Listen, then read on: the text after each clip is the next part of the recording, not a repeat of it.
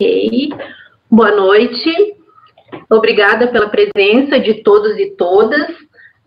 Com muita satisfação, né, que a gente hoje dá continuidade a mais uma atividade do projeto O Papel do Estado em Tempos de Pandemia, organizado por grupo de professores de políticas educacionais da Faculdade de Educação da UFPEL. Hoje já estamos no 7º encontro, né, o que nos deixa muito feliz, com a adesão, com o número de participantes, né, e então já discutimos aí uma série de temas, né, educação superior, Estado ultra neoliberal, direito à educação, políticas neoliberais conservadoras, relação público-privado, necropolítica, e semana passada, dentro deste bloco, que inclui a temática de hoje, discutimos trabalho docente, né? Então, a gente acredita aí que já tem já tem elementos importantes, né, para o debate de hoje, né? As condições de discussões que tivemos nesses 6 encontros, né, já nos garantem aí uma qualidade maior para o debate, então estamos privilegiados aqui, né, neste momento, né, em que vamos discutir, então, a temática de hoje, formação de professores em tempos de pandemia. A gente acredita que, assim como os demais temas que discutimos aqui, né, a formação de professores também tem sido alvo de disputas, ataques que indicam um grande retrocesso no campo da formação de professores, né. Para fazer esse debate, né, hoje nós temos e contamos aí com a colaboração do professor Luiz Fernando Dourado, ao qual já agradeço, né, em nome do grupo, por ter aceitado o nosso convite. E assim, antes de dar início às discussões e passar para o colega, eu vou fazer uma breve apresentação, muito rápida, assim, do professor Luiz, né? E também registrar que o professor Luiz é, assim, o nosso grande parceiro da UFPEL, especialmente da Faculdade de Educação já de longa data, né? E que sempre que a gente chama, convida, e ele tem disponibilidade, ele nos atende, né? Então, isso já é também bastante importante para a parceria que mantemos de longa data. O professor Luiz é doutor em educação, com pós-doutorado, é professor titular emérito da Universidade Federal de Goiás, foi membro do Conselho Superior e do Conselho Técnico Científico aí da Educação Básica da CAPES. Entre 2012 e 2016, foi membro da Câmara de Educação Superior do Conselho Nacional de Educação, e aí vale um grande destaque, né, porque o professor Luiz Dourado participou da discussão, da organização, da implementação das diretrizes curriculares nacionais da formação de professores e também das diretrizes curriculares da educação à distância, né? Dessas duas comissões que ele participou, ele foi relator, então tem aí uma importante contribuição para o nosso tema de hoje. Entre 2014 e 2016, ele foi membro do Fórum Nacional de Educação, foi diretor da Secretaria de Educação Básica do MEC, foi coordenador geral de estatísticas do INEP, e atualmente ele é diretor de Relações Institucionais da ANPAE e membro do Fórum Nacional Popular de Educação. Enquanto contribuição aí para a área da formação de professores para as políticas educacionais, tem larga experiência na área de educação e sociologia da educação, com ênfase em políticas educacionais, e os estudos que ele tem realizado e as contribuições que tem para a área têm girado em torno de discussões sobre avaliação, gestão e regulação da educação básica e educação superior e formação de professores. Então, fazendo esse breve resumo, né, do perfil do professor Luiz Dourado, eu já vou passar imediatamente para a fala dele, mas antes disso queria lembrar aos participantes de colocarem seus nomes ali nas notas compartilhadas para que a gente tenha o registro das presenças nesse dia de hoje, tá? O professor Luiz Dourado tem aí em torno de 30, 40 minutos para fazer essa explanação, e depois disso, então, a gente abre aí para as perguntas, contribuições e discussões. Certo, Luiz? Então, pode ficar à vontade aí, eu vou fechar a câmera enquanto tu fala, tá bem? Obrigada novamente. Obrigado a você. Boa noite a todos, todas e todes. Eu quero inicialmente agradecer na pessoa da professora Mara Rejane Osório, o convite, né, para participar desse 7º encontro, cumprimentar os colegas, né, estudantes, professores e funcionários da Faculdade de Educação da Universidade Federal de Pelotas, né, dizendo a satisfação de participar desse 7º encontro, né, cuja temática geral, papel do Estado em tempos de pandemia, é extremamente atual e necessário, e na noite de hoje conversarmos um pouco sobre a formação de professores, né, nesses tempos de pandemia, tentando, obviamente, recuperar embates que estão postos no campo, né? Então, eu estou certo que a parte substantiva será com as intervenções de vocês, mas farei uma exposição geral, tendo por eixo, num primeiro momento, sinalizar alguns indicadores das políticas educacionais, quer dizer, em termos mais gerais, né, partindo de uma hipótese de que nós já vivenciávamos um cenário de retrocesso nas políticas educacionais e que isso vai se intensificar na pandemia. Né? Então, assim, quer dizer, a pandemia, ela transparece um quadro já desigual e combinado, né, que nós tínhamos na sociedade brasileira, no Estado brasileiro e, obviamente, no campo das políticas educacionais. De regra, nós temos na história da educação brasileira uma agenda, né, que se interliga com a macroagenda, que é de interpenetração esfera pública e esfera privada em detrimento do setor público. E esse processo vai se complexificar, sobretudo, a partir do golpe de 2016. Já no cenário que era de diversificação e diferenciação institucional, tanto na educação básica como na educação superior. Mas nós vamos ter uma mudança, né, nas variadas formas de se conjugar o verbo privatizar, né, quer dizer, com a mercantilização e, nos últimos anos, com a financiarização da educação superior. Quer dizer, esse cenário, né, num país, como diz Otaviano, desigual e combinado, né, quer dizer, ele é bastante assimétrico no campo educacional.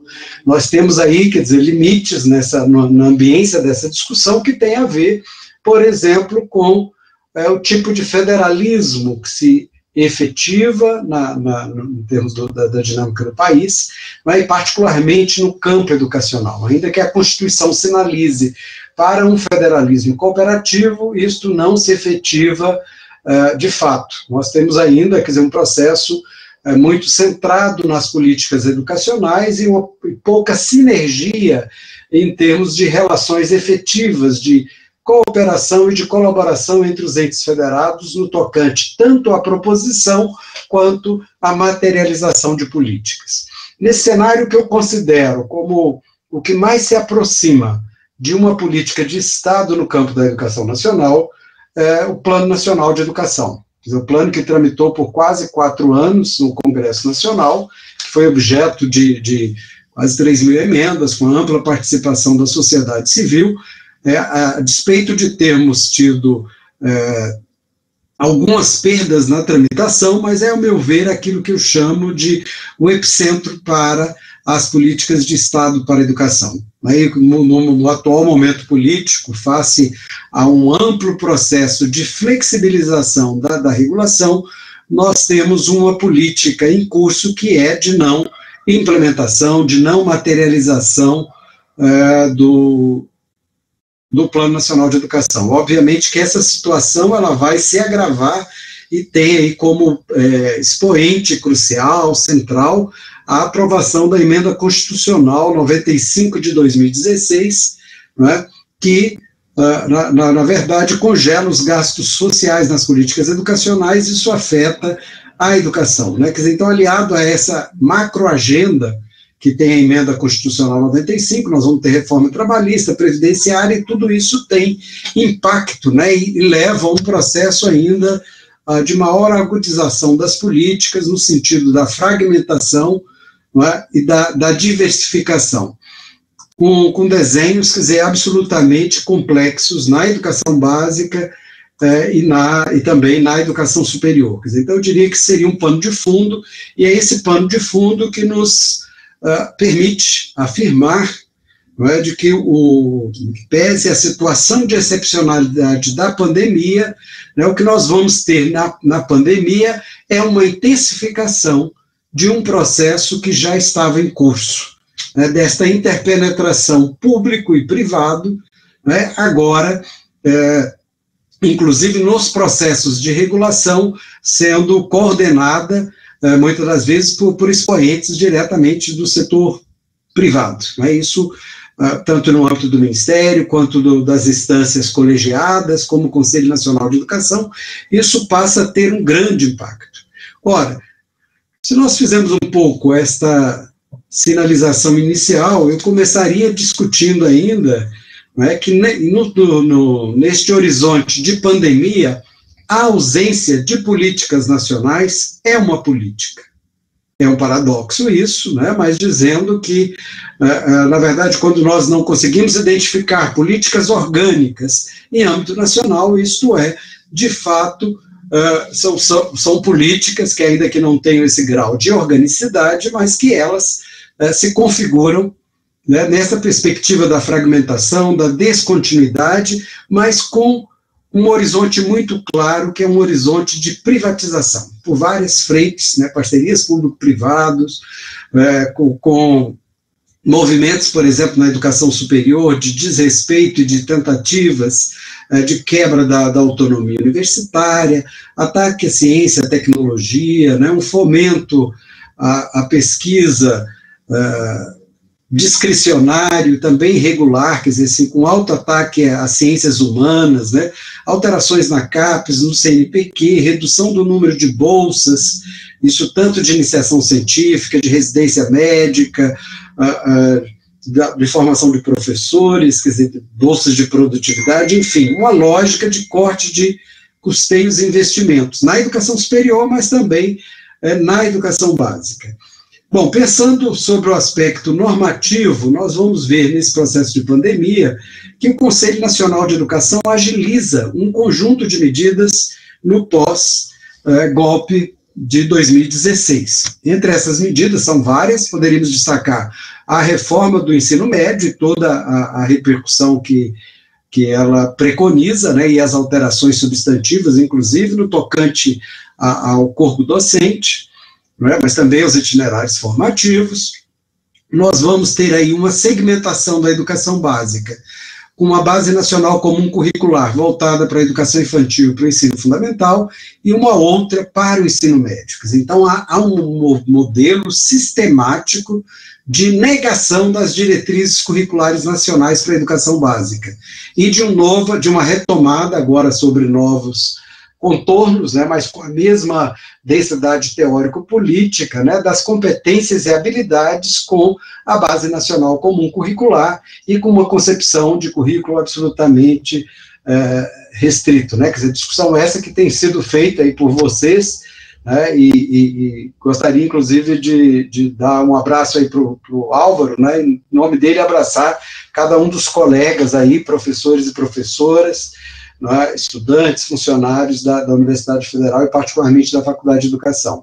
Bom, esse cenário, né, quer dizer, esse cenário ele vai criando e vai engendrando um conjunto de ações articuladas. Você tem, de um lado, uma ausência de política, que é política, você tem, de outro, o mercado com um grau de organicidade a partir de agências e de atores coletivos, né, e que vão ter uma atuação bastante efetiva dentro do Conselho Nacional de Educação, com a reforma, com a Base Nacional Comum Curricular, e o passo que é muito efetivo, que vai se dar também, com relação à formação de professores, né? Quer dizer, então, nós tivemos um Plano Nacional de Educação aprovado em 2014, depois de 4 anos de discussão. Nós tivemos toda uma discussão no Conselho Nacional de Educação a partir de uma comissão bicameral de formação de professores, envolvendo conselheiros da Câmara de Educação Básica e da Câmara de Educação Superior, que num lapso aí de 10 anos,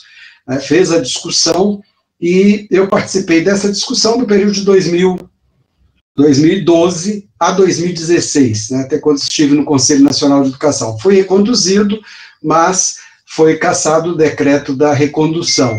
Bom, mas pensando isso, eu assumi a relatoria das diretrizes curriculares nacionais para a formação de professores em 2012, né, e logramos êxito enquanto trabalho articulado, envolvendo, inclusive, secretarias do Ministério da Educação, envolvendo a CAPES, envolvendo o INEP, o FNDE, quer dizer, o conjunto dos atores, né, além de uma articulação com os conselhos de educação e com as entidades representativas do campo, né, particularmente no campo da formação de professores, com o FOP, com o AMPAI, com o AMPED, com o Fórum DIR, né, e um conjunto de outras entidades que participaram muito ativamente desse processo, que vai resultar na resolução 2 de 2015, resolução essa que tem algumas sinalizações absolutamente que eu considero relevantes. Primeiro, a decisão política de não seccionar formação inicial de formação continuada.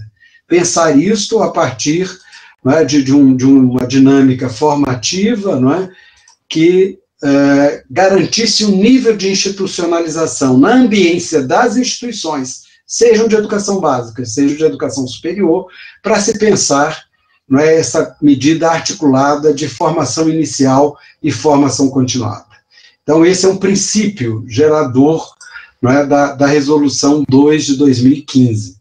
Né? Uma outra perspectiva são concepções norteadoras, basilares, que tinham a ver com experiências e já com expertise no campo, em particular com as universidades, e particularmente as universidades públicas, né? Então, vai toda uma discussão de docência ampla, que considera também o exercício do profissional da educação nos diferentes sistemas de ensino.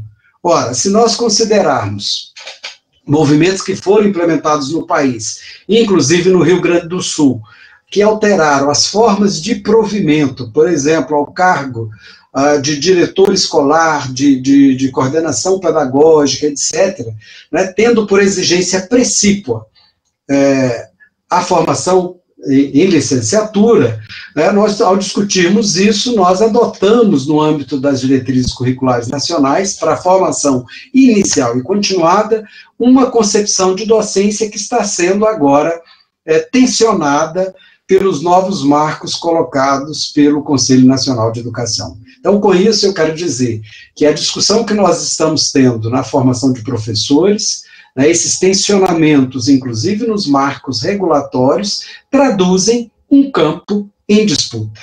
Não é? Então, está em disputa as concepções acerca de formação, concepção acerca de dinâmicas curriculares, de papel do egresso, etc., etc. Bom, mas o que a Resolução 2 de 2015 nos sinalizava como eixo? Não é? A docência como ação educativa e processo pedagógico intencional e metódico, portanto, objeto de planejamento, envolvendo aí conhecimentos científicos, interdisciplinares, pedagógicos, conceitos, princípios e objetivos, né?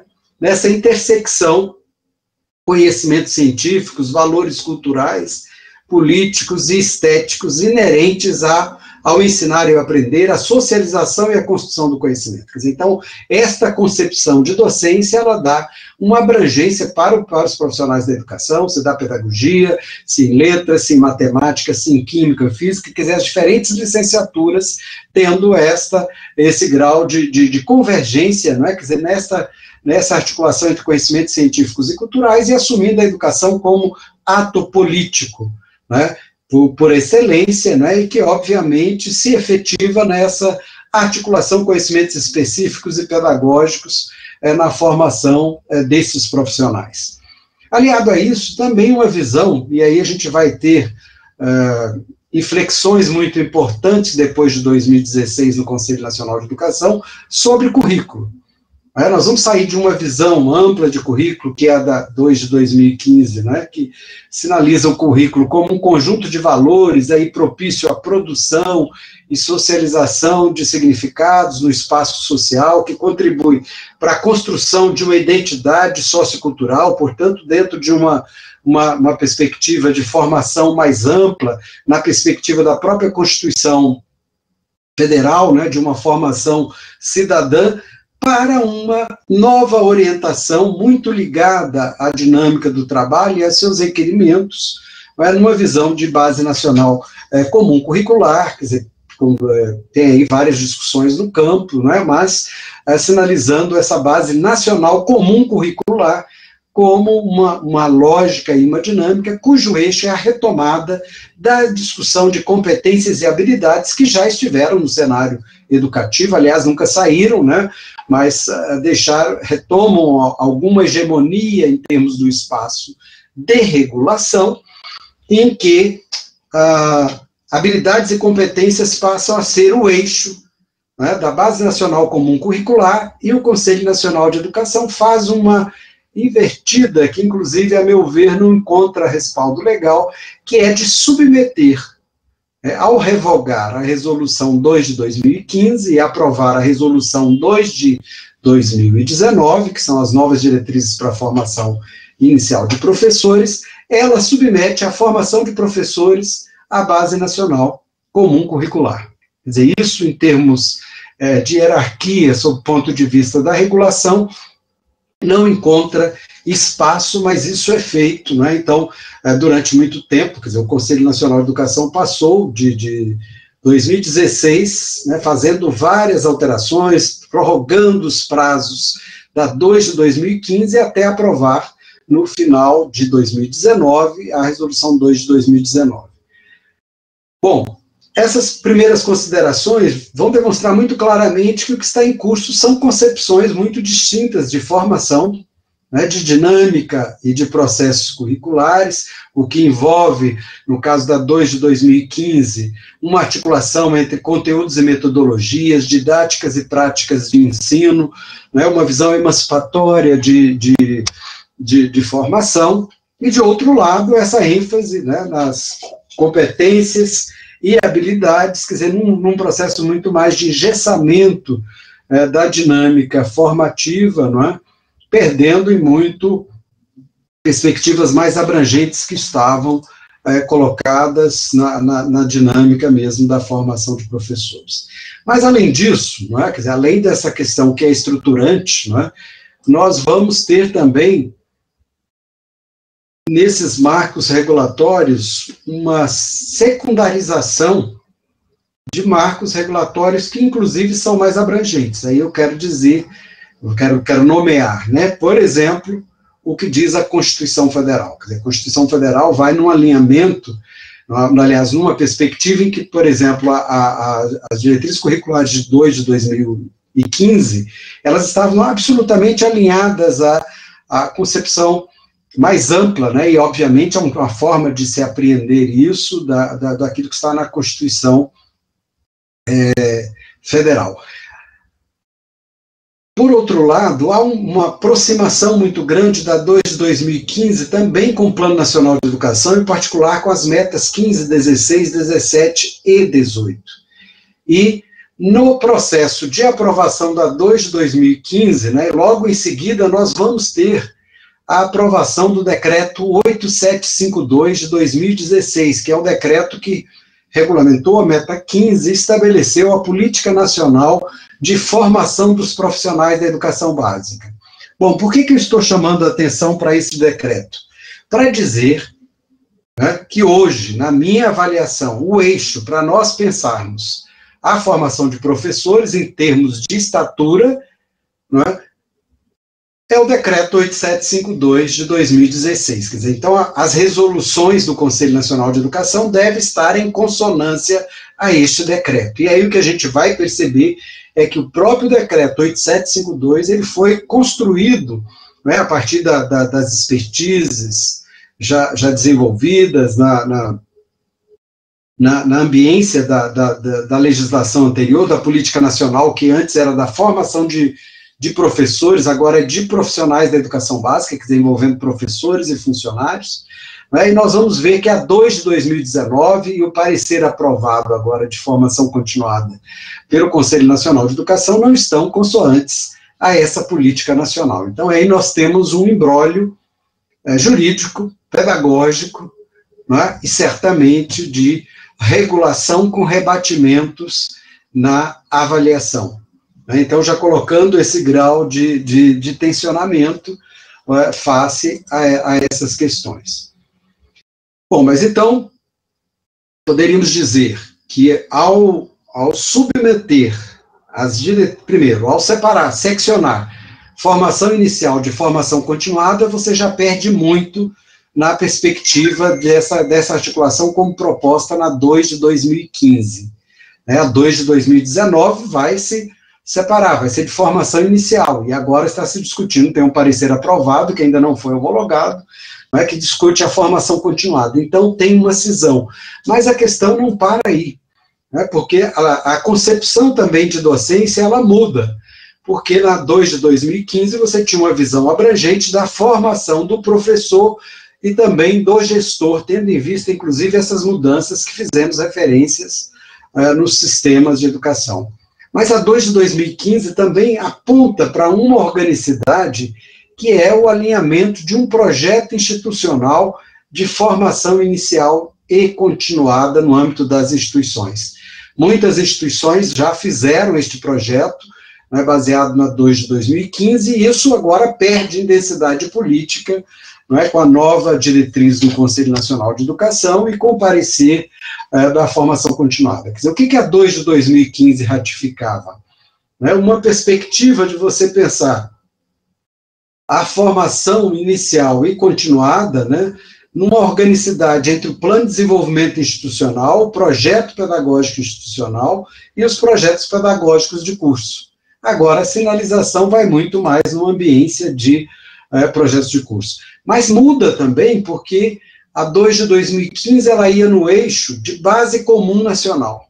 Quer dizer, como grandes princípios norteadores, entre esses princípios, sólida formação teórica interdisciplinar, a unidade de teoria prática, trabalho coletivo interdisciplinar, compromisso social e valorização do profissional, gestão democrática, entre outros, abrindo e considerando a autonomia pedagógica das instituições. O artigo 12 da 2 de 2015, ele traz que os cursos de formação inicial, respeitados a diversidade nacional e a autonomia pedagógica das instituições, vão se constituir por 3 eixos formativos. O que a gente vai ver é que a 2 de 2019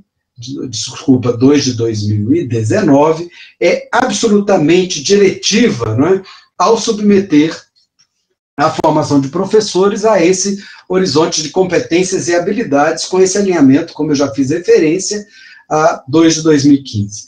Mas, além disso, ela promove uma alteração substantiva nos cursos de licenciatura, ela mantém a mesma carga horária, 3.200 horas, mas ela faz um rearranjo e flexibiliza em muito esta formação inicial, sobretudo no tocante à modalidade à distância, E aí é importante fazer referência a uma outra resolução, que eu também fui relator, que é a Resolução 1 de 2016, que estabeleceu as normas, diretrizes e normas para a educação à distância na educação superior. Quer dizer, desconsiderando estas diretrizes, o CNE aprova 2 de 2019 e faz uma flexibilização, colocando na ambiência da 2 de 2019 a exigência que apenas o estágio e a prática como componente curricular estivessem aí resguardadas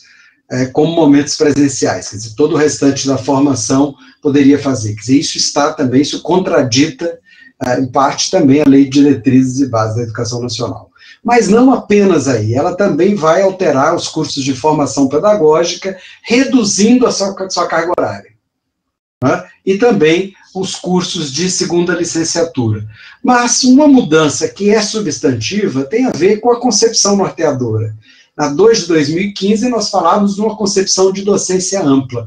Agora, na 2 de 2019, na proposta, quer dizer, do parecer que se homologado for e se tornar uma resolução para a formação continuada, nós temos uma ênfase no municiamento prático, que aí há uma outra compreensão da relação teoria-prática, e isso tem rebatimentos absolutamente significativos no processo de formação. Então, sintetizando, porque eu fui falando de um e de outro, pode ficar meio confuso. De um lado, nós temos uma concepção ampla de docência, na dinâmica formativa, que enfatiza um projeto institucional com identidade própria, projeto este que constrói a partir das suas próprias linhas de pesquisa, da sua autonomia institucional, né, as dimensões técnico-políticas, éticas e estéticas, né, obviamente resguardando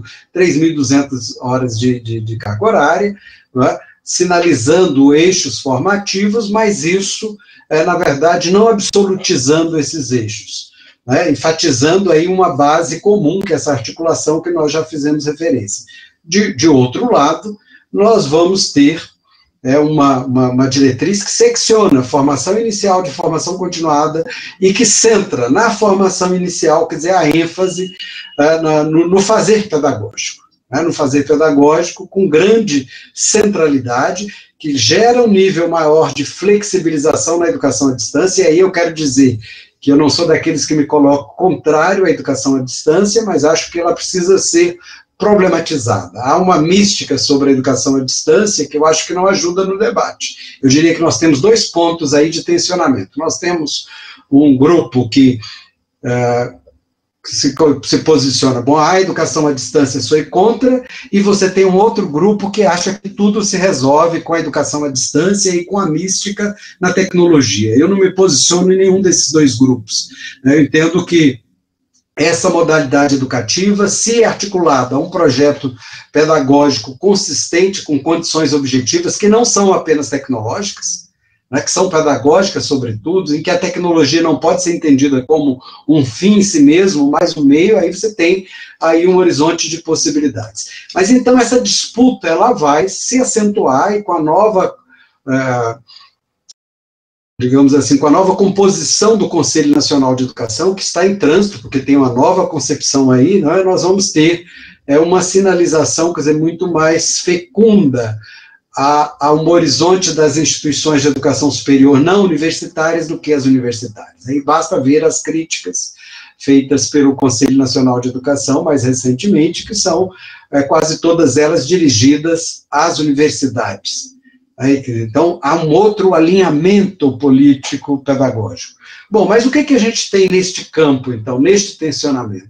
Nós temos um conjunto de universidades que já vivenciam a 2 de 2015, que fizeram seu projeto institucional, que procederam toda uma lógica de reformulação dos seus projetos pedagógicos de curso. Então, quer dizer, nós temos isso que já está concluído na instituição. Nós temos instituições que estão fazendo, já fizeram projeto institucional, já fizeram novos projetos pedagógicos de curso, mas ainda não concluíram, estão em processo. E nós temos aquelas que estão avançando nesse alinhamento. E o tensionamento que se coloca é o que fazer num cenário em que a 2 de 2015 foi revogada, ainda que o Conselho não diga isso, ela foi revogada, e com uma sinalização da 2 de 2019.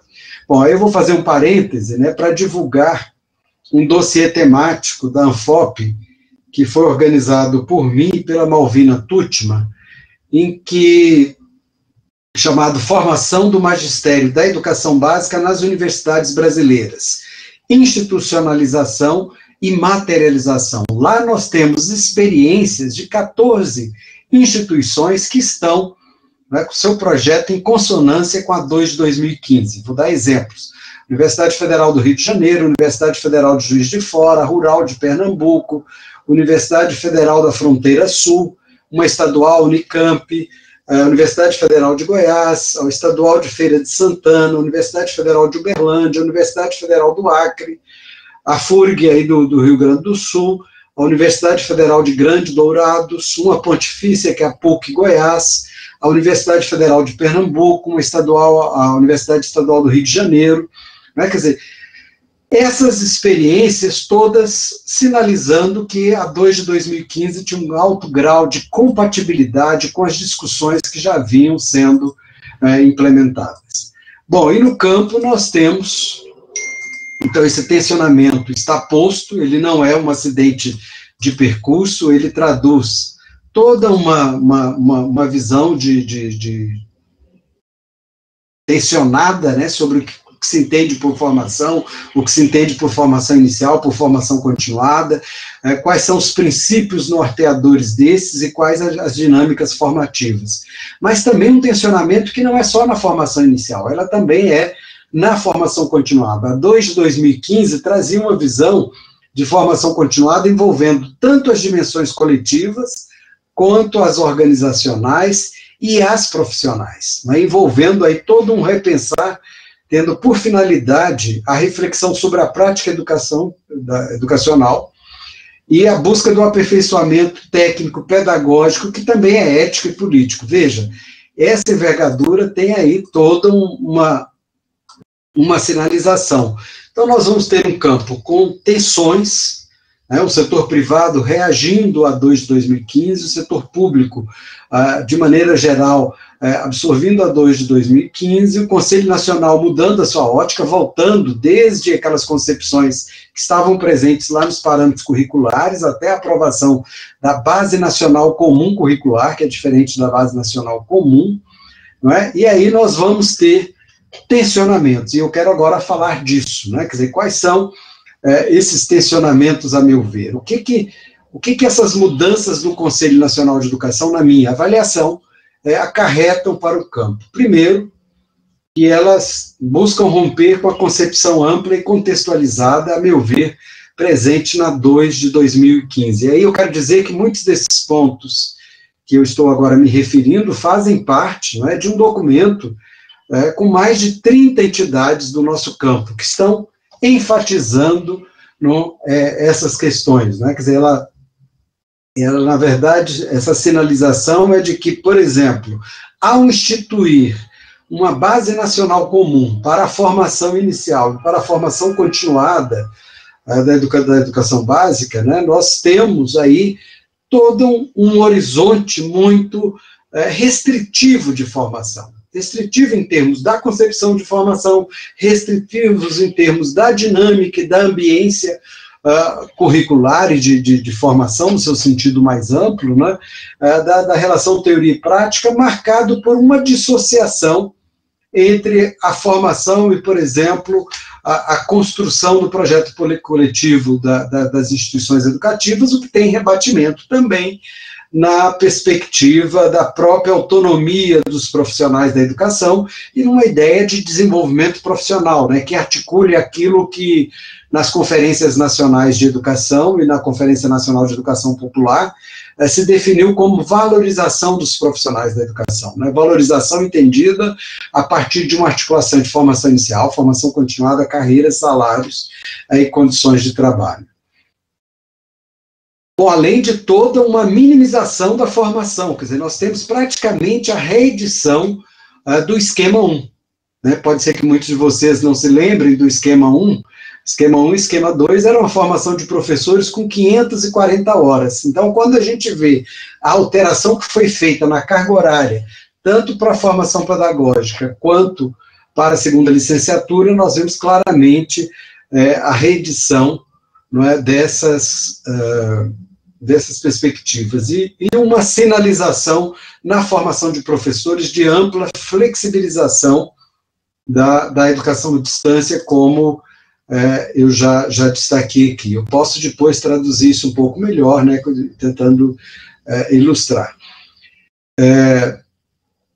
Há, então, também uma visão, como eu disse, de docência absolutamente restritiva. A 2 de 2019, não é, e também o parecer aprovado sobre formação continuada, tem uma visão de docência muito restrita à regência, no seu sentido estrito. Quer dizer, a regência, a avaliação de aulas, daí essa ideia de ter um mentor, né, um coordenador experiente que possa coordenar o trabalho na escola, mas que vai ter aí, a gente pode fazer uma ligação, e que está em discussão no próprio Conselho Nacional de Educação, de se rever as diretrizes para a pedagogia, né, retomando, entre outros, a perspectiva tão combatida na nossa área, que são as habilitações técnicas, né, que já foram vencidas lá atrás, mas não fiquem surpresos, né, por tomarem conhecimento, se não souberem ainda, né, de que isso está em discussão no Conselho Nacional de Educação, que significa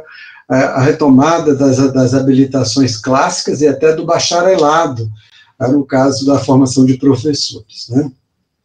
Bom, essa perspectiva, né, quer dizer, ela sai de um horizonte de uma formação teórica interdisciplinar, que a gente queria sólida e tudo mais, para uma perspectiva centrada, né, restrita ao saber fazer, marcada, né, por ausência de processos mais reflexivos na prática do professor, né, e uma ênfase muito no cotidiano como elemento sinalizador, né, dessa própria formação. Perde a ideia de um grau de institucionalidade, que lá na 2 de 2015 era, inclusive, em termos de colaboração entre os sistemas, as redes e as instituições de educação básica e educação superior, e agora aparece um sentido muito mais de parcerias, né, que podem, inclusive, serem flexibilizadas aí dentro de um horizonte de parcerias público e privada entre as escolas, as redes e as instituições de educação superior, né?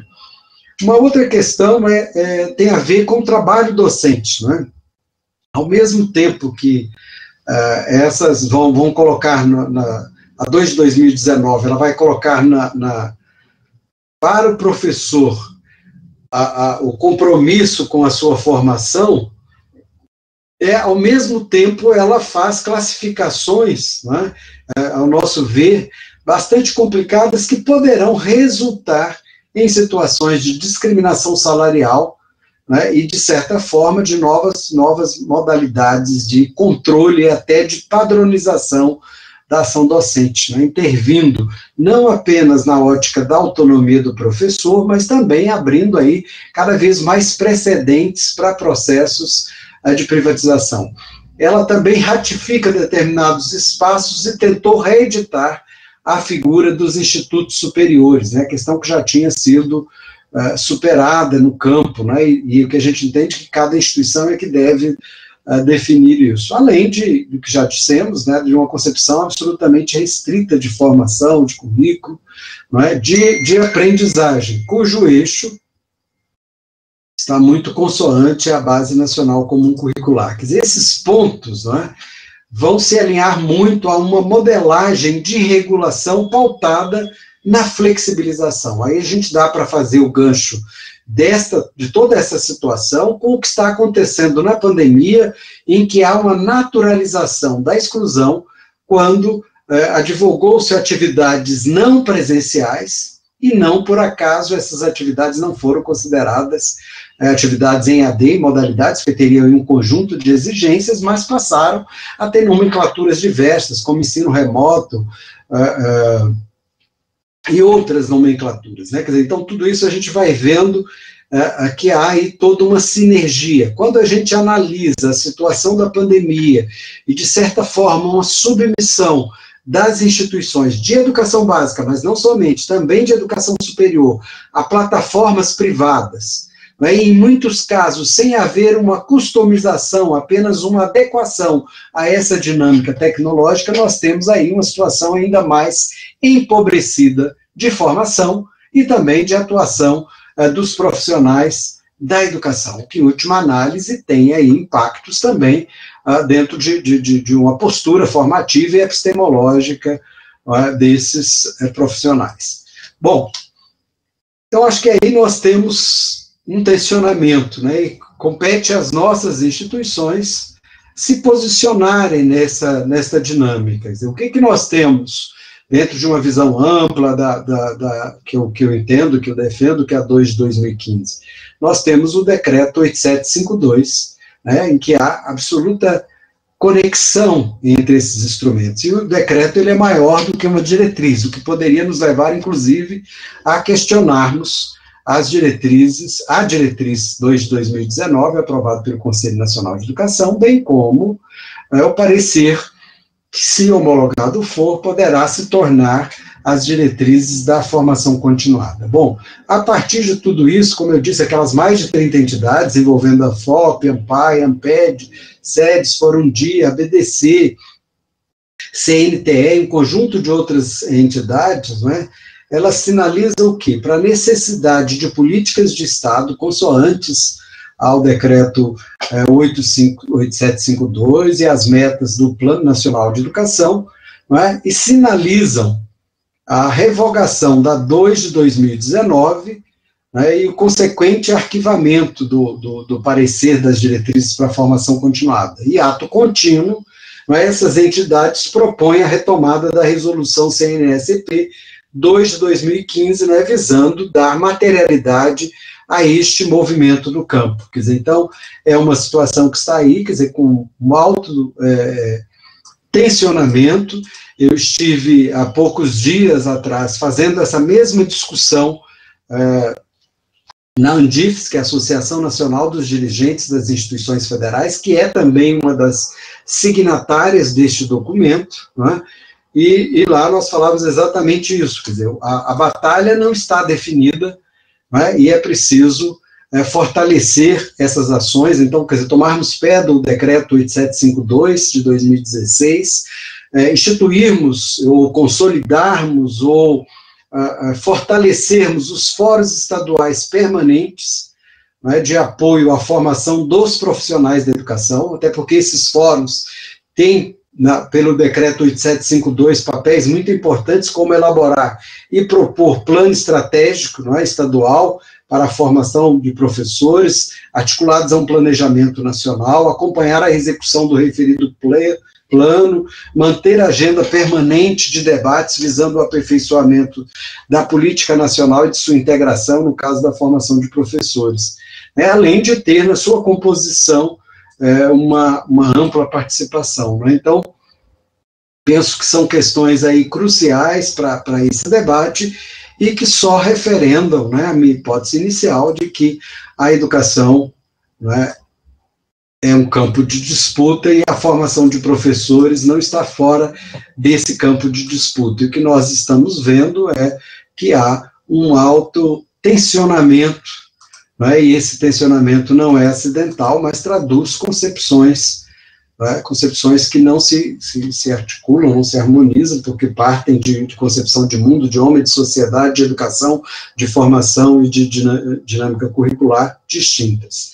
Então, pensar esse cenário é pensar a formação de professores, né, quer dizer, nessa capilaridade política que é ética, que é estética. E a nós, as instituições, cabe o papel, né, de não abrirmos mãos da prerrogativa da autonomia e de exercitarmos, não é, esse exercício. Eu tenho acompanhado muitas instituições, inclusive a instituição que eu faço parte, que é a Universidade Federal de Goiás. Eu faço parte de uma comissão que finalizou agora um projeto.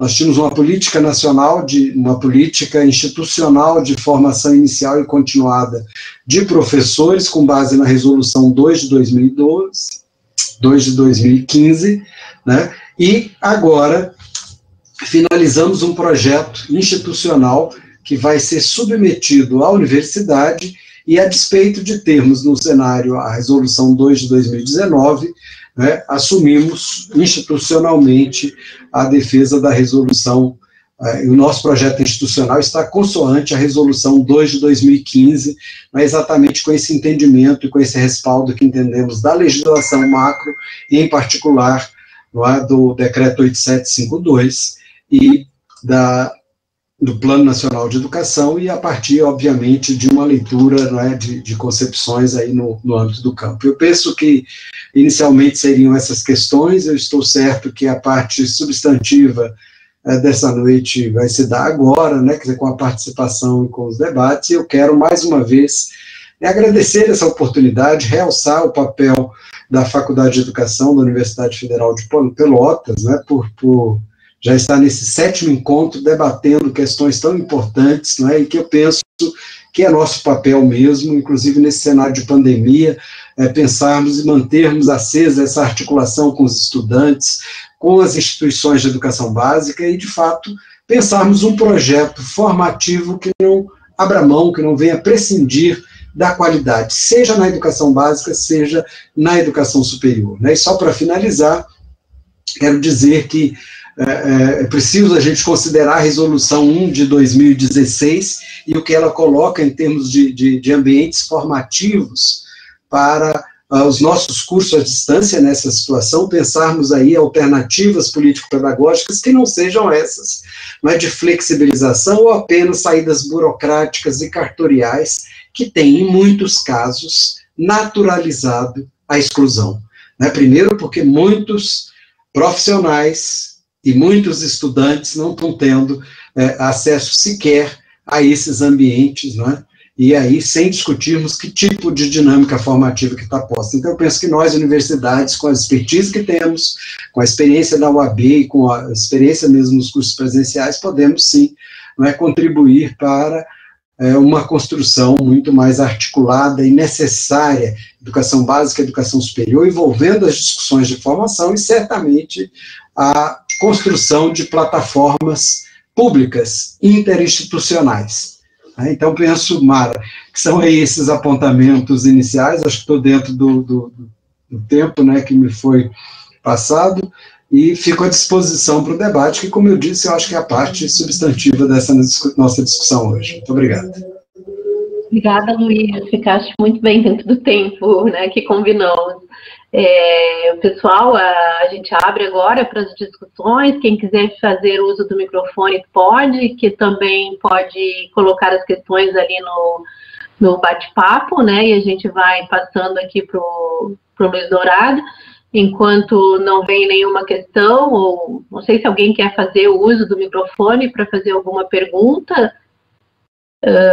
Tem uma colocação aqui, deixa eu dar uma olhada, da Deise, né, nossa companheira aí da UFOP, né, que coloca aqui mais uma informação, né, Deise, cumprimentos, professores Dourado e Mário, os demais presentes, e ela coloca aqui que o CNE, acho que o colega já colocou, né, o Luiz já falou sobre isso.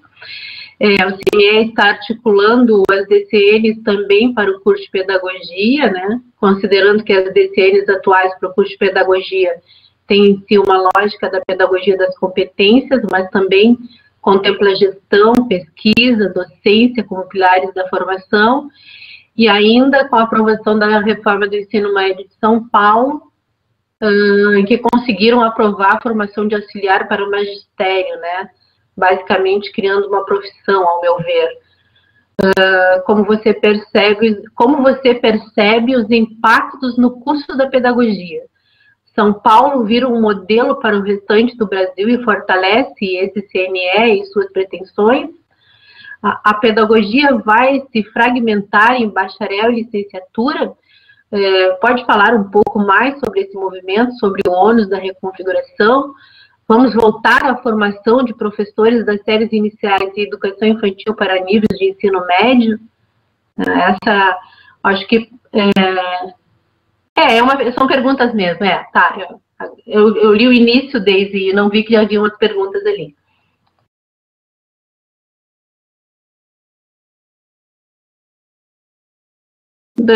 Luiz, está sem microfone. O microfone é uma guerra, porque são tantas lives que a gente vai...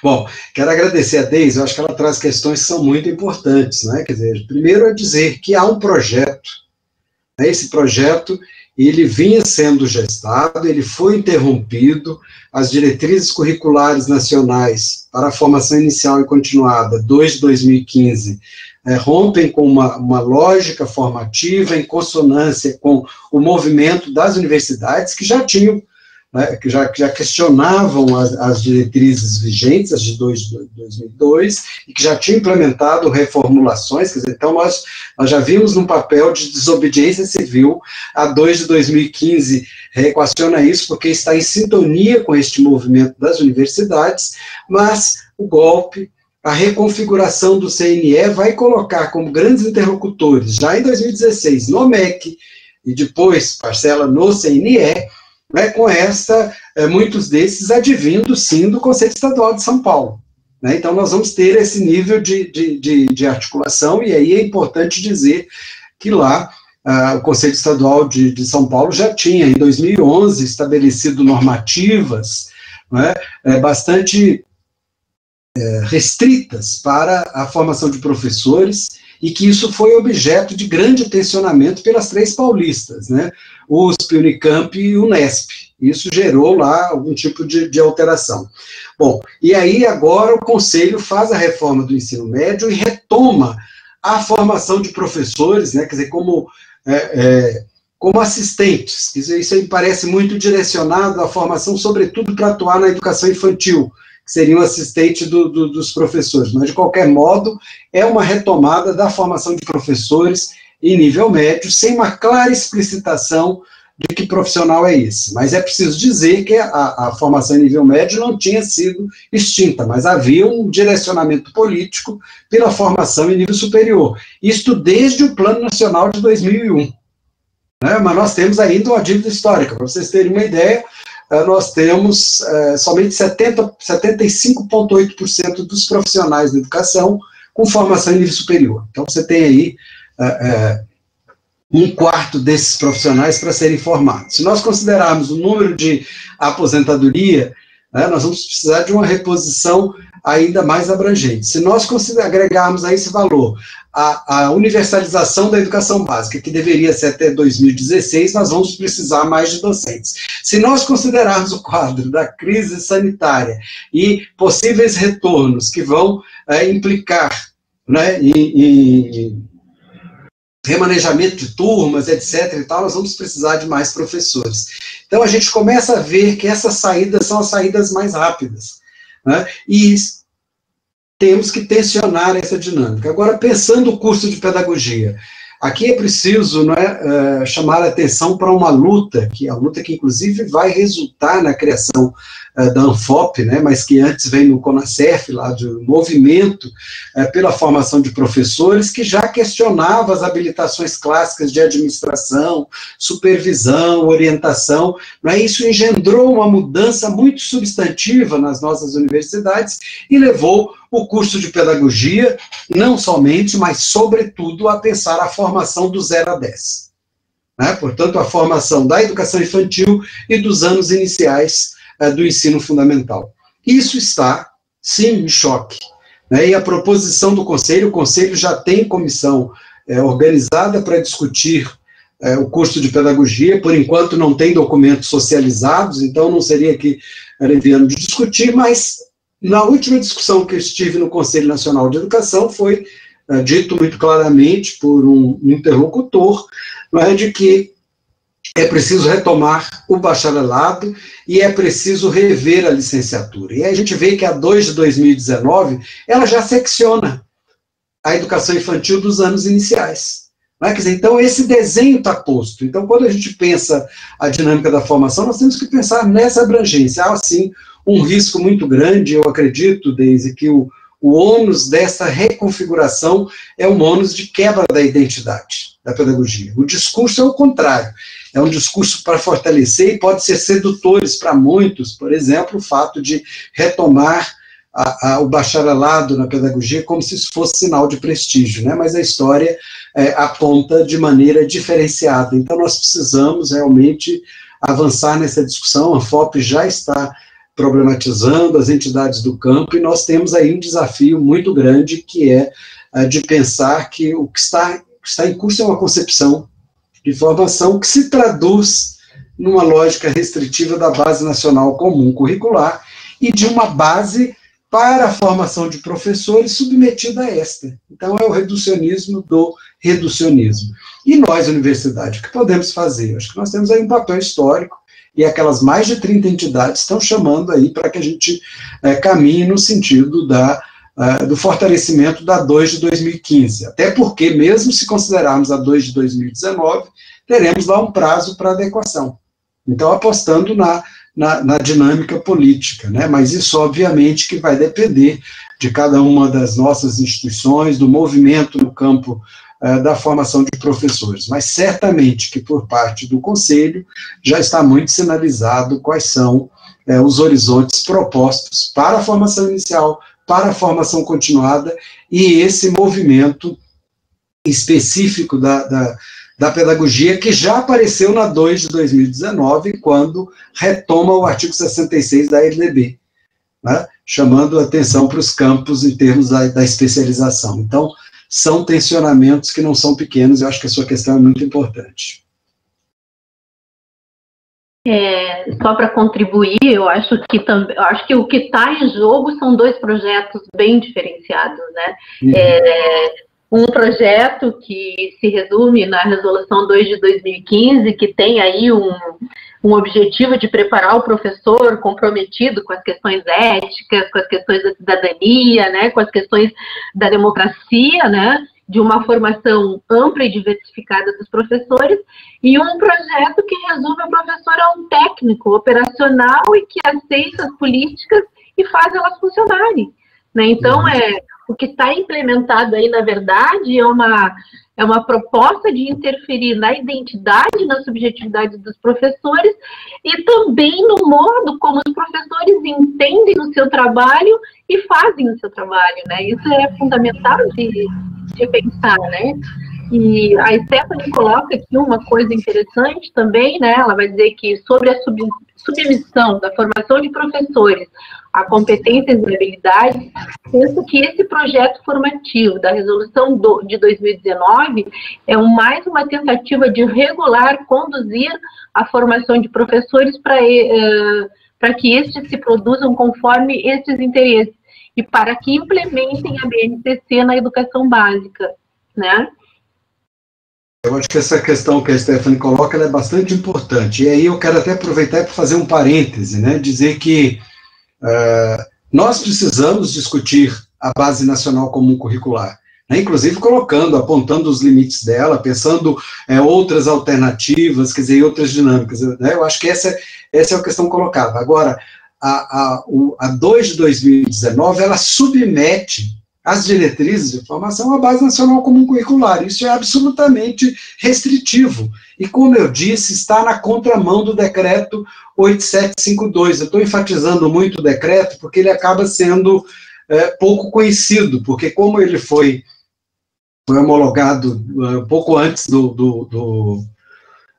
golpe, né, que ainda foi homologado pela presidenta Dilma, a sua implementação vai depender da nossa força, por exemplo, nos estados, criando os fóruns permanentes ou consolidando os já existentes, como no Rio Grande do Sul, né?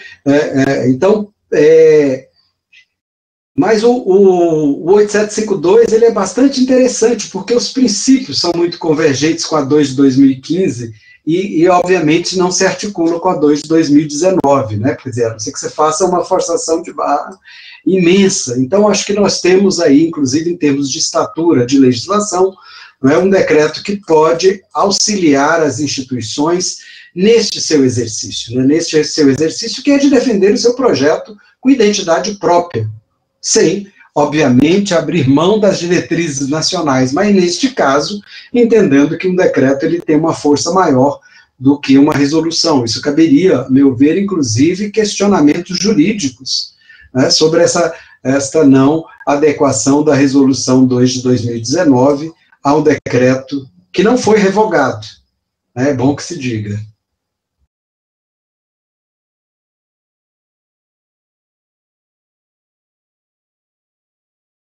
Mara, você está sem som. Seu microfone está desligado. Agora fui eu. A Deise coloca que que está sendo um excelente debate, e a Aline faz um questionamento que eu acho super fundamental, né? Parabéns pela fala, professor. Gostaria que o senhor abordasse a dimensão engajamento profissional, muito presente na resolução 2 de 2019. Eu acho que isso aí é fundamental, né? O conceito de engajamento profissional. O Álvaro pergunta também qual a tua opinião sobre o papel das faculdades de educação nesse contexto.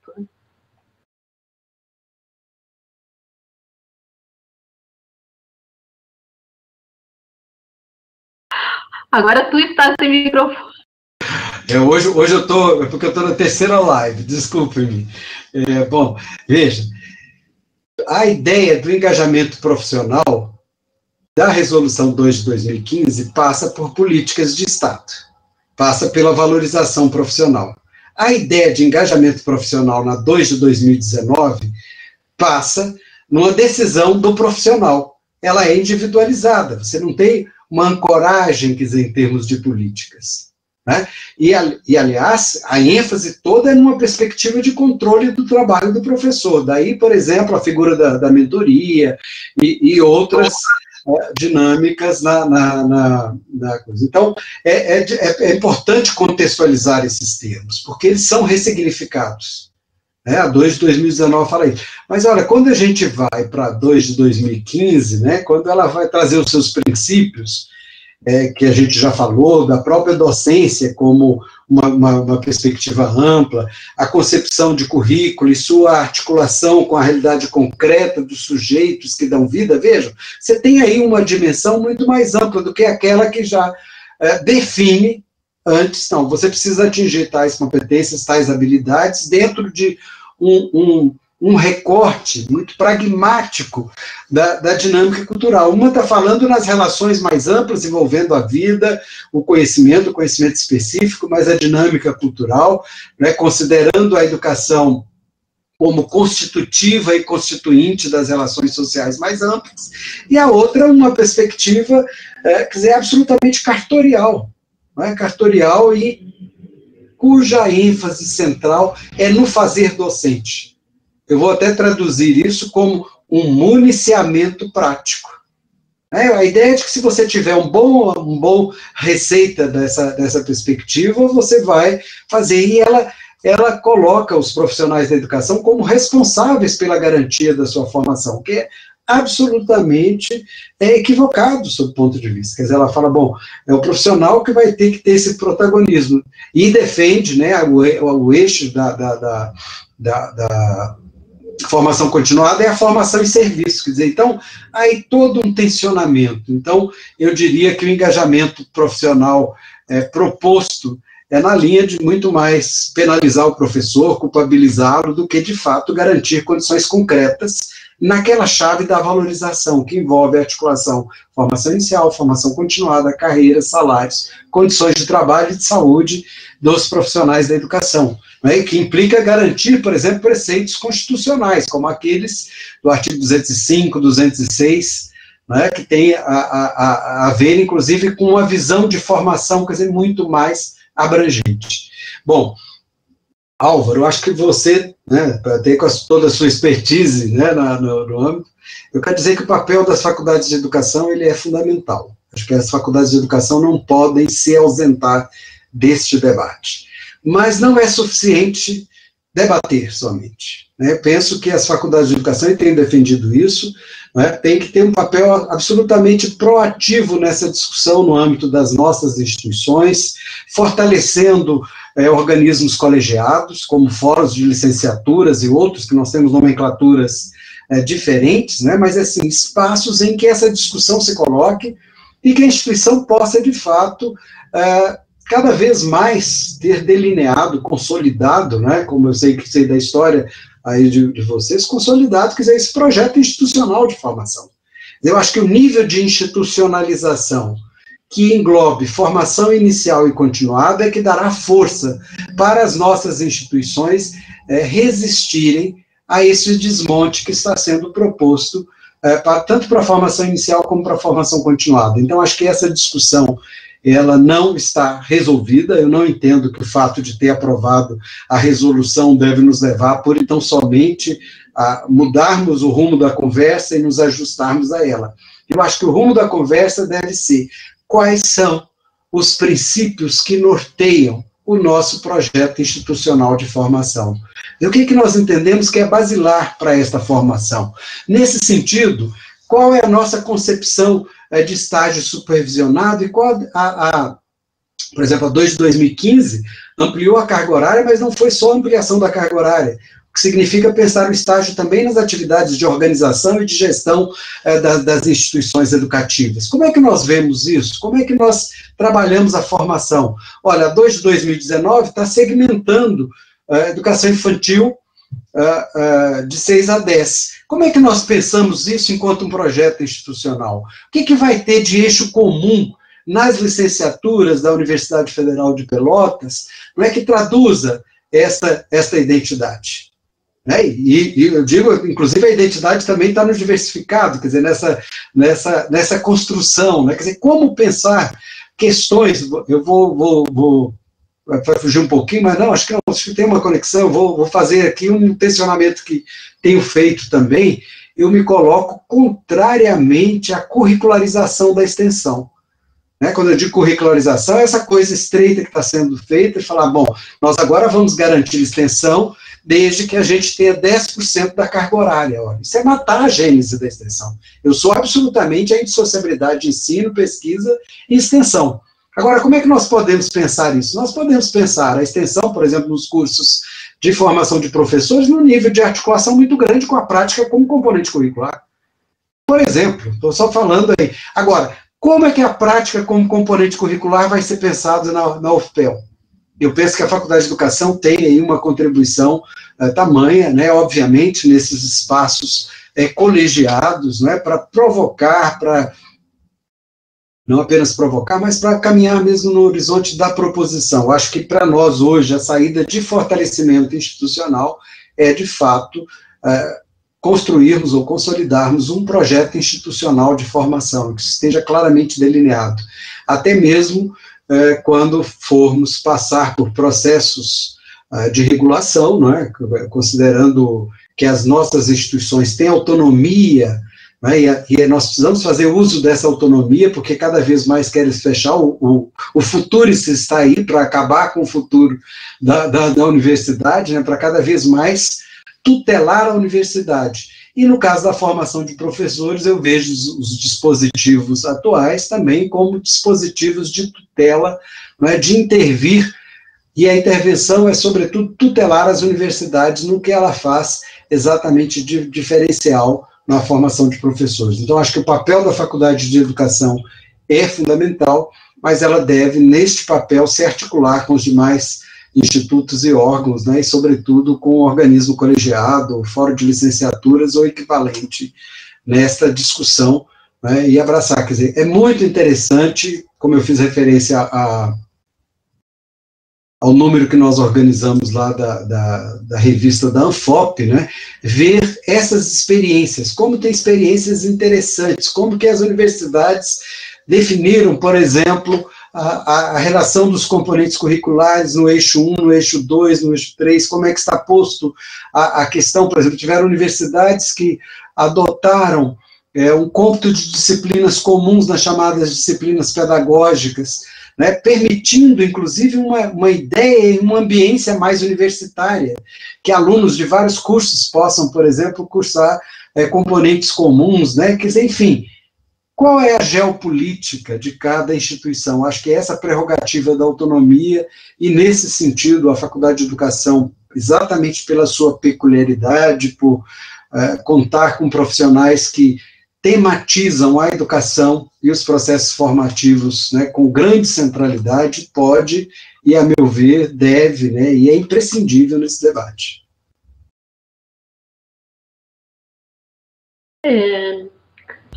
Acho que não temos mais perguntas, assim, então eu só queria te pedir para falar um pouquinho, assim, sobre o conceito de teoria e prática, né, que também sofre um deslocamento enorme com a resolução 2 de 2019. O que representa essa concepção de teoria e prática?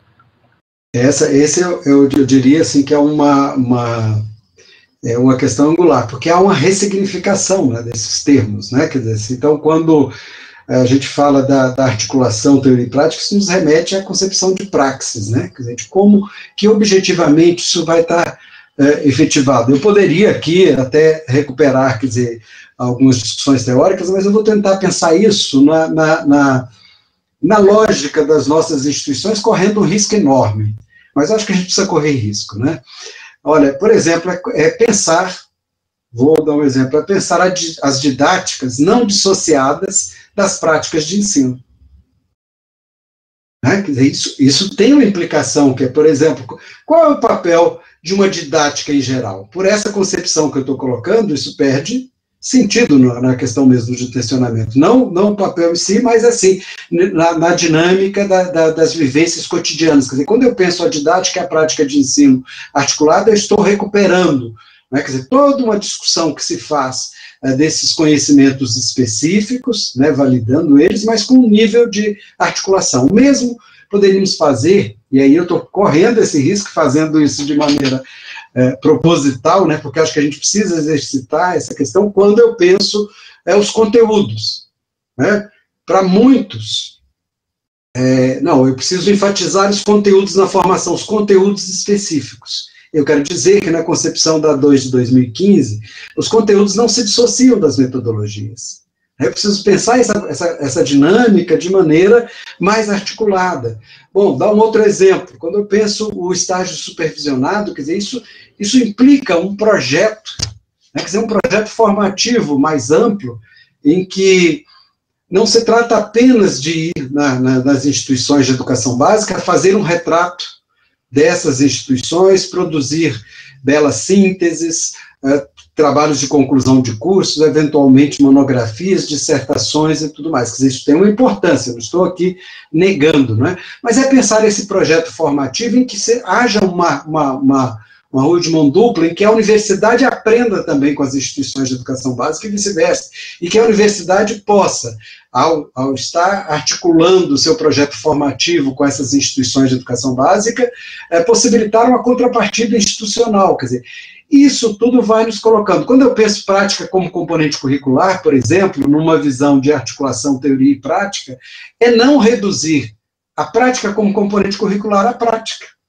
Né? Essa prática tem que ser um objeto também de intervenção, então é possível pensar a prática como um momento de nós exercitarmos a investigação nos cursos de formação de professores. Quer dizer, então, veja, eu tentei muito mais fazer uma ilustração de como que a gente pode fazer essas discussões. Vou dar outros exemplos, correndo ainda mais riscos, né?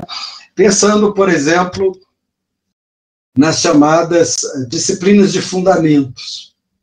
Né? Quer dizer, o sentido dessa articulação teoria e prática é de também pensar, lá, por exemplo, conceitos como de socialização, né, da sociologia, por exemplo, no nível de articulação que possa problematizar com articulação com a psicologia, mas também pensando as etapas e modalidades educativas.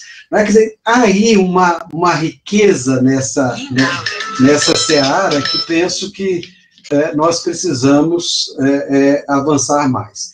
O que eu vejo hoje de tensionamento é que quando a 2 de 2019 ela se refere à questão da teoria, né? Quer dizer, a questão da teoria ela é vista muito mais como um caráter acessório, porque a centralidade é o municiamento prático, é o fazer, né? E é este fazer já com uma prévia determinação, né? Quer dizer, com isso tudo muito medido, tudo muito definido, né? E isso não quer dizer que a educação não tem que ser sistemática, eu quero dizer que tem que ser sim, mas a forma de tratar essas questões, quer dizer, na verdade, ela não propicia uma articulação teoria e prática, há uma sobreposição, né? Quer dizer, não há um nível de articulação, eu acho que esse é o esforço, e certamente que esse é um grande desafio para nós, que é de como pensarmos essas questões, que é de como pensarmos esses horizontes formativos, e que a gente possa articular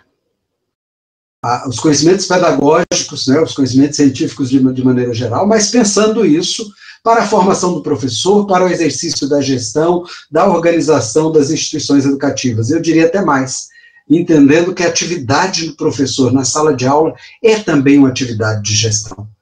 Aí que bom se nós também estivermos contribuindo para a formação de alunos gestores nesses processos pedagógicos. Quer dizer, então, é toda uma outra vertente aí, numa relação muito mais dialógica, né? E aí você não vai fazer, buscar, o ideal é, inclusive, romper com essa dicotomia tão estreita entre institutos e faculdades, por exemplo. Vamos pegar uma grande dicotomia, né? Quer dizer, a formação específica e a formação do professor, quer dizer, enfim, como é que nós podemos pensar essa riqueza? Eu penso que, ao discutirmos os eixos de formação, ao discutirmos esse horizonte, inclusive o papel do egresso que se quer nessa formação, quer dizer, o nível de articulação da dinâmica curricular, quer dizer, sairmos realmente das grades, das disciplinas para uma concepção de matriz, né? Quer dizer, nós precisamos sair das delegacias de ensino, das grades curriculares, né? Para pensar né, perspectivas aí muito mais dialógicas, que interliguem os processos de conhecimento. Penso que são aí alguns apontamentos, né, mas certamente que uma discussão sobre teoria e prática nos remeteria a uma discussão mais pormenorizada. Temos aqui mais duas questões, acho que já estamos chegando ao final. A Eugênia pergunta: professor Dourado, é possível a realização do estágio obrigatório das licenciaturas em algum ambiente que não seja a educação básica? Pergunto porque na UFPEL algumas licenciaturas afirmam não ter campo de estágio na escola. E o Luiz Henrique coloca: na Universidade Federal de Goiás está sendo disponibilizado aulas na modalidade à distância, como na UFPEL? Caso a resposta seja sim, está sendo oferecido algum curso ou capacitação, preparação dos professores para essa realidade? A Aline: não sei se compreendi direito, mas segundo o artigo 22 da resolução de 2019, os cursos de pedagogia deveriam ter 3.600 horas para atividades de gestão?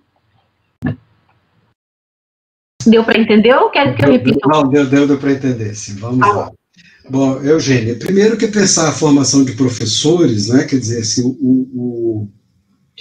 pensar uma formação para a educação, no seu sentido mais amplo, né, mas não perdendo de vista que há uma centralidade nas instituições educativas, não somente nas escolares, né, porque quando eu olho as instituições de educação infantil, eu não as vejo dentro da perspectiva escolar, no sentido estrito. Né, então, acho que é pensar isso, quando a gente pensa as diretrizes lá da pedagogia, as diretrizes da pedagogia vai falar da formação no espaço escolar e não escolar. Mas a condição, né, de formação e, portanto, de exercício na escola, ela é basilar, ela que vai dar identidade a esse profissional da educação. Então é preciso, sim, eu não vejo a possibilidade de não ter essa conexão e de se fazer o estágio num outro espaço, né, isso quando se permite o não escolar, não é no sentido de abrir mão do escolar. Isso é numa perspectiva de formação mais ampla, né, que você vai permitir aí, por exemplo, vários desenhos que vão envolver modalidades educativas, etc., vão envolver outras atividades. Bom, com relação ao UFG, na UFG foi feito primeiro uma grande pesquisa, um grande levantamento com os professores, com os funcionários e com os estudantes, não é, tentando identificar as condições objetivas desses profissionais. Depois disso, se estabeleceu um conjunto de cursos. Nós temos aqui um órgão próprio, que é o CIAR, né, que cuida, que faz a gestão da política de educação à distância na universidade, né, e esse centro integrado, ele passou a propor cursos. Ele já fazia isso antes, porque aqui nós temos, entre outros, a UAB e outros cursos na modalidade à distância, né. E as primeiras decisões da Prograde, quer dizer, do Cursune, depois, em última análise, do Conselho Superior, né, foi para a oferta de disciplinas, chamadas aqui de núcleo livre, num primeiro momento, para a graduação. Né, mas aí com um conjunto de exigências, que os alunos tinham que ser consultados, tinham que ter uma adesão para essas disciplinas e também na pós-graduação. Então, a formação. E também há uma política de apoio estudantil no tocante a equipamentos, né? Não apenas o acesso a equipamento, mas também como a pacote de dados. E isso tem sido uma tônica, me parece que a Andif está encampando, né, de modo que seja para o conjunto das universidades. E por que isso é extremamente importante? Porque aqui eu quero quebrar dois grandes mitos. O primeiro mito é de que a EAD na educação superior está resolvida. É falso isso. Boa parte do que se faz em educação à distância se faz com qualidade questionável. Quem tem mais autoridade na educação à distância são as universidades públicas. Né? Então, isso já nos coloca, eu falei em dois, agora eu me lembrei de um, estou tentando lembrar qual é o segundo aqui. Né? Mas, enfim, pensando então um pouco isso, quer dizer, então a gente precisa essa dinâmica. Agora está sendo sinalizado um começo mais sistemático de semestre, no dia 30 de agosto, né, e uma perspectiva de um segundo semestre, em princípio, com a oferta de cursos online, né? Mas para isso nós já tivemos vários experimentos que não foram cursos totalmente online, foram experiências de disciplinas, né, de atividades, muitas atividades formativas dos núcleos de pesquisa, das unidades acadêmicas, né? Mas agora que está passando, houve uma nova resolução do Conselho Universitário, né, para que, de fato, se avance mais nesta implementação. Mas há todo um nível de articulação com os estudantes, né, e com essas condições objetivas. Então, há uma preocupação da reitoria, né, de se garantir, da reitoria, dos diretores, do conjunto da universidade, de se garantir as condições de acessibilidade. Por quê? As universidades federais, segundo a pesquisa da ANDIFES, a ANDIFES é a Associação Nacional dos Dirigentes das Instituições Federais, 70,2% dos estudantes das universidades federais têm renda per capita de até um salário mínimo e meio. Isso demonstra que, se nós não tivermos políticas estudantis, né, e aí envolve, por exemplo, com essa questão da pandemia, houve a necessidade de se pensar um recurso para o aluno, porque os restaurantes universitários fecharam. Estou falando disso, falando de Bolsa Trabalho, eu estou falando dessas condições todas. Então, é preciso pensar essa política no sentido mais amplo. Qual é o grande entrave que nós temos? É aquele de que a ausência de políticas nacionais articuladas tem levado, não é, a saídas institucionais muito individualizadas. É preciso ter um planejamento mais globalizado para as instituições federais, no sentido do fomento efetivo, obviamente, garantindo aí as suas especificidades e as suas políticas, né? Mas, então, dizer que sim, que tem curso de preparação, não é? Isso não quer dizer que não tenha problemas, mas, assim, a gente já vem de uma experiência grande com a perspectiva da EAD, não é o conjunto dos professores, mas há toda uma discussão de que a centralidade não é a plataforma, né? Acho que essa é uma questão importante, mas sim a dinâmica formativa, a nossa capacidade de pensar pedagogicamente como é que vamos atuar. Mas eu penso que a universidade precisa, sim, encontrar alternativas pedagógicas, né, até porque ela deverá ser, a meu ver, uma referência na contramão deste movimento que está predominando, que é simplesmente de naturalização da exclusão de um lado, né, e com a flexibilização que houve, apenas de computar a carga horária. Nós precisamos discutir o que, o como, em que condições, mas não podemos prescindir deste contato e dessa interação com os estudantes, né? Então, acho que isso está posto, temos aí tensionamentos no âmbito das nossas universidades, aqui também não é diferente, mas há todo um alinhamento, e o Conselho Universitário foi nessa direção de maneira bastante hegemônica, né, de nós pensarmos essas alternativas, mas resguardando um padrão de qualidade. Quer dizer, não se trata de pura e tão somente assumir essas atividades. É preciso, inclusive, acompanhamento. Além de garantir acessibilidade, é preciso acompanhamento. A última questão é que eu perdi, Mara, que é da Aline, da Resolução 2 de 2019, se os cursos de pedagogia deveriam ter 3.600 horas para atividades, complementando com a atividade de gestão. Pois é, porque aí tem uma compreensão, ao meu ver, bastante equivocada, porque é como se as atividades de gestão fossem um plus a mais. Né? Veja que aí é uma ideia de habilitação. Não é isso que a 2 de 2015 preconiza. A 2 de 2015 está pensando que a formação do professor na pedagogia, em letras e matemática tem que propiciar esta dinâmica da gestão. Quando vem para 2 de 2015, ela faz aquela secção entre educação infantil e anos iniciais da escolarização, já separa ali como se fossem cursos separados, quer dizer, isso quebra a identidade daquelas instituições, né, que estão trabalhando, por exemplo, de 0 a 10, como é a minha instituição aqui, né, mas traz ainda aquela compreensão da habilitação. Então, é tipo assim, não, você faz a formação, aí você habilita com mais uma carga horária complementar, né, quer dizer, então, isso demonstra como que há aí um tensionamento para aquilo, a gente volta à discussão de origem, né, não é um acidente de percurso, são concepções em rota de colisão, elas são absolutamente díspares, né? Portanto, não é possível fazer uma articulação, porque são concepções muito distintas. Agora, é possível pensar institucionalmente, né, e reagir a partir, obviamente, do acervo de cada uma das nossas instituições, das pesquisas instaladas, e desta necessária articulação entre graduação e pós, que eu acho que é uma proposição da 2 de 2015 muito importante, e que a gente tem poucas experiências, né, desse nível de articulação, e também de uma melhoria da nossa relação com as instituições de educação básica.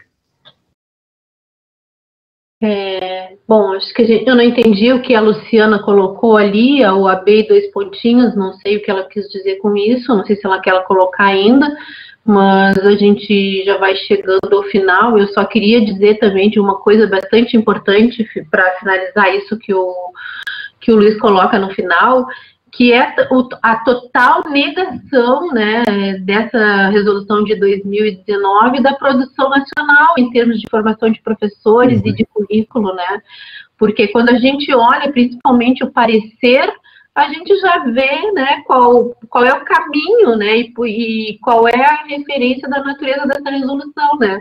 As referências que estão lá são todas internacionais, geralmente de empresas educacionais internacionais, né? Isso já mostra um pouco do teor, né?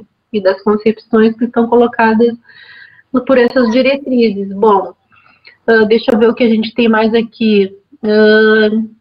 Aline, as gravações ficam sempre disponíveis, né? E com a pergunta da Aline, quero dizer que lá no Moodle, a gente enviou uma mensagem hoje, tem um material complementar, né, que tem publicações do professor Luiz, tem um vídeo também do professor Luiz lá um vídeo que ele fez com a UFOP, numa discussão, com o PED, né, que é bastante interessante, vai na mesma direção do que a gente discutiu hoje.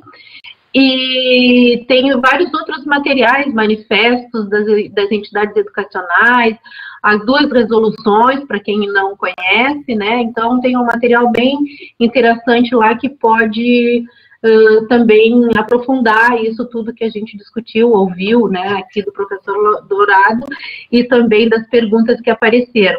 A Luciana disse que estava só referenciando a questão reforçar a questão da educação à distância pela UAB. E para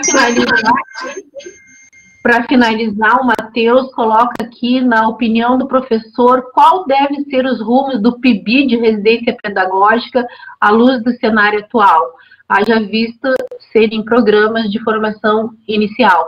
Então, pelo adiantado da hora, já estamos passando, o professor Luiz está super cansado, que vem de 3 lives hoje, né? Então, eu acho que o professor Luiz responde e já faz a sua despedida, né? Pode ser assim, para a gente encerrar? Como eu disse, né, a parte substantiva é essa, com a participação de vocês, que eu acho que colocam questões absolutamente pertinentes, considerações, né?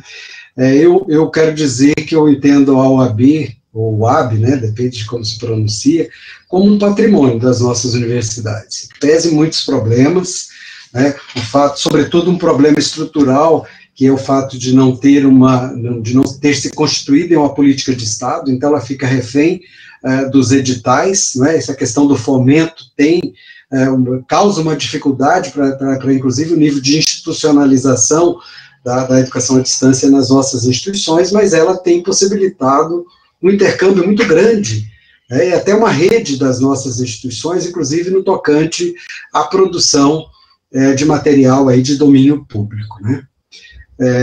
Concordo com a Mara, eu acho que é assim uma negação da produção nacional, né, até porque há uma concepção da 2 de 2019 que é experimental e pragmática, né, quer dizer, então é isso, quer dizer, e aí vai na contramão do que a gente vem construindo e produzindo historicamente, por isso a questão mesmo da revogação, por isso essa lógica tão centrada numa visão de currículo de formação tão restritiva como a da Base Nacional Comum Curricular.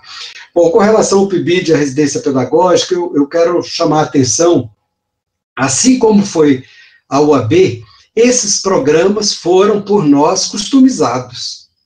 né? Quer dizer, eles foram pensados e as universidades foram falando, bom, não concordamos com isso, não concordamos com aquilo, é preciso aperfeiçoar. E a última edição mesmo do PIBID, da residência pedagógica, foi uma luta das nossas instituições. Algumas resolveram lutar falando, não participamos nessa dinâmica que está posta. Outras resolveram falar, não, participamos. Quer dizer, tudo isso contribuiu, né, para a avaliação, e tem uma importância do PIBID da residência pedagógica, e muito, eu diria, sem sombra de erro, né, de que muitas das nossas instituições estão exercitando um PIBID de residência pedagógica numa abrangência muito maior do que está posto na política.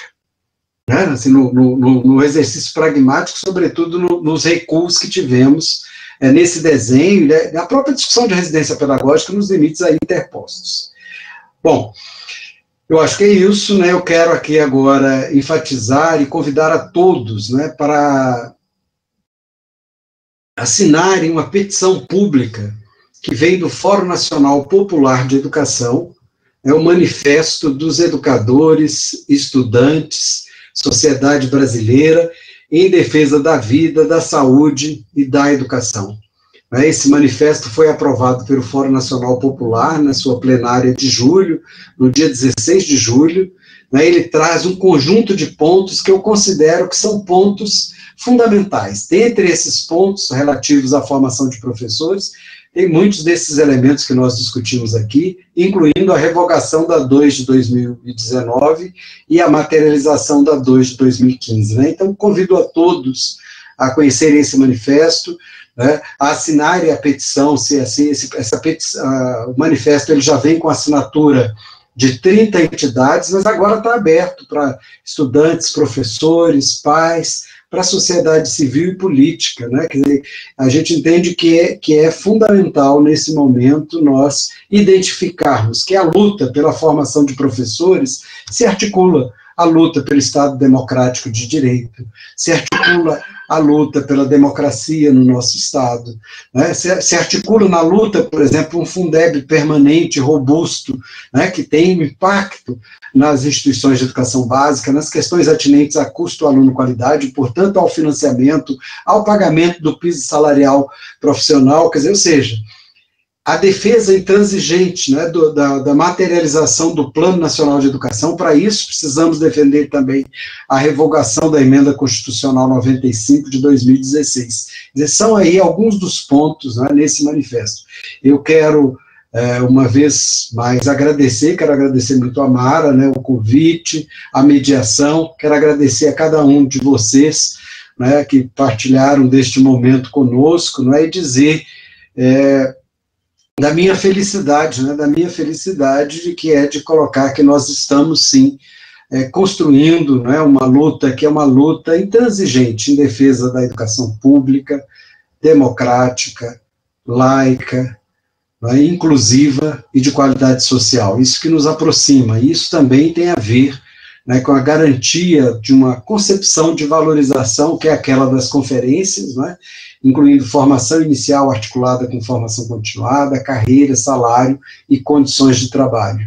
E uma ação cada vez mais estreita, instituições de educação básica, instituições de educação superior. E no caso da educação à distância, né, de fato, discutirmos o papel da tecnologia. Isso não significa uma submissão à crítica à tecnologia, mas entendemos a tecnologia como um meio, né, e, de fato, o substrato deve ser o projeto pedagógico, o projeto formativo, né, nessas discussões, e que vamos estar certamente aprendendo muito, e é por isso, e é até necessário, tendo em vista a histórica disputa entre setor público e privado no nosso país, que a gente avance nas RNPs, não é, para a construção de uma plataforma pública, para não ficarmos reféns das plataformas privadas que hoje, né, estão dando o tom e que certamente querem intervir de maneira muito propositiva nas instituições de educação básica e nas instituições de educação superior. E essa intervenção, ela se dá quando são as plataformas que ditam a dinâmica formativa e quem tem acesso a elas, e não um projeto, né, que garanta a qualidade social. Então, eu quero abraçar cada um e cada uma, né, e dizer da minha satisfação de partilhar com os colegas da Faculdade de Educação da Universidade Federal de Pelotas, né, e aí um abraço grande na Mara, extensivo a todos vocês. Obrigado. Obrigada, Luiz. Aqui nos comentários, vários elogios, o pessoal muito contente com as discussões, né, que nos deixam muito felizes. Te agradecer novamente por disponibilizar mais um pouco do seu tempo e vir conversar com a gente, e que a gente possa manter aí, né, uma articulação entre as instituições para continuarmos nessa luta aí, né, para ver se conseguimos revogar essa diretriz de 2019, que eu acho que é a nossa luta principal agora, né? Então, te agradecer imensamente, te desejar um bom descanso, né? Depois desse dia tão cheio, e um grande abraço também, né? Ficamos por aí. Grande abraço. Grande abraço. Obrigada, Luiz. Natal, um abração.